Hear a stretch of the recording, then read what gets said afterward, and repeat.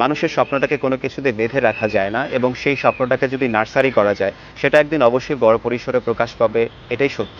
এবং সেই সত্যটাকে বাস্তবায়নের জন্য রেডিও চিলমারি এমন একটা প্রতিষ্ঠান যেখান থেকে মানুষ স্বপ্ন দেখতে শুরু করে এবং সেই স্বপ্নটা একদিন বাস্তবে পরিণত হয়।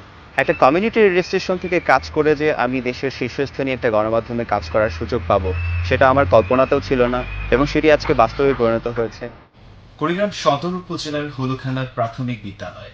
হাই স্কুলে যখন পড়তাম তখন স্কুলের ক্লাস শেষে বাসায় এসে দেখা যেত বিকেলবেলার ওই সময়টুকুতে রেডিওর অনুষ্ঠান শুনতেই সময়গুলো কাটতো, কারণ আমার বিনোদনের একটা অন্যতম জায়গা জুড়ে ছিল রেডিও।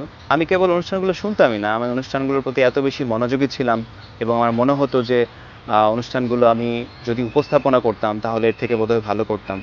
এমনকি আমি নিজেকে কল্পনা করতাম অনুষ্ঠান উপস্থাপক হিসেবে। তো এই কল্পনার রূপটা একদিন বাস্তবে পরিণত হয়ে যায় রেডিও চিলমারির সুযোগের মাধ্যমে। রেডিও চিলমারির একটা অনুষ্ঠানে আমি কুইজ বিজয়ী হয়ে যাই, এবং পরবর্তীতে যখন অনুষ্ঠানের কুইজ বিজয়ী হিসেবে পুরস্কার আনতে যাই, তারপর অনুষ্ঠানের সাথে সংশ্লিষ্ট বা স্টেশনের সাথে সংশ্লিষ্ট অন্যান্য কর্মকর্তাদের সাথে আমার পরিচয় ঘটে। সবচেয়ে মজার ব্যাপার হচ্ছে আমি যে অনুষ্ঠানের সেরা শ্রোতা হিসেবে কুইজ বিজয়ী হয়েছিলাম, অনুষ্ঠানটি একটা ধারাবাহিক অনুষ্ঠান ছিল, এবং পরবর্তীতে আমি সেই অনুষ্ঠানেরই উপস্থাপনা এবং প্রযোজনার কাজ করি। রেডিও চিলমারিতে কাজ করার সময় সহকর্মীরা এত বেশি আমাকে সহযোগিতা করেছে, বা স্টেশনের ম্যানেজার আমাকে এত বেশি হেল্প করতো যে আমি কাজের বড় একটা বিস্তৃত পরিবেশ সেখানে পেয়েছিলাম। শুভেচ্ছা পিপলস রেডিও। স্বপ্নটাকে এত বেশি বড় করে দেখেছিলাম যে পরবর্তীতে আমার ঢাকার সবচেয়ে জনপ্রিয় একটি রেডিও স্টেশন পিপলস রেডিও, সেখানে শুরুতে রেডিও ব্রডকাস্টারের কাজ শুরু করি, এবং অন্যান্য দক্ষতার জন্য আসলে পরবর্তীতে অনুষ্ঠান বিভাগের প্রধান হিসেবে কাজ করার সুযোগ হয়েছে।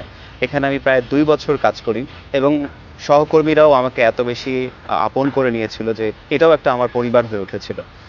এই কাজটা করার পেছনে সবচেয়ে অনুপ্রেরণা জাগিয়েছে আমার রেডিও চিলমারির যে সহকর্মীরা ছিল, রেডিও চিলমারির যে কাজগুলো করেছিলাম সেই কাজগুলো। I would like to request Ashik Rahman, Head of Program, People's Radio 91.6 FM, to please come up on stage.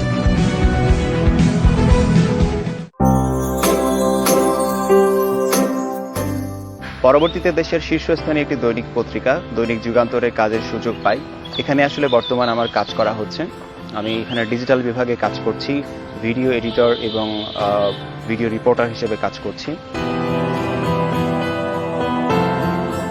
আমি জীবনের শ্রোতা হিসেবে যে জার্নিটা শুরু করেছিলাম, সেটাতে একদিন দেশের শীর্ষস্থানীয় গণমাধ্যমে কাজ করার সুযোগ হবে, সেটা কল্পনাতেও ছিল না আমার, এবং সেই স্বপ্নটা আজকে আমার বাস্তবে পরিণত হয়েছে।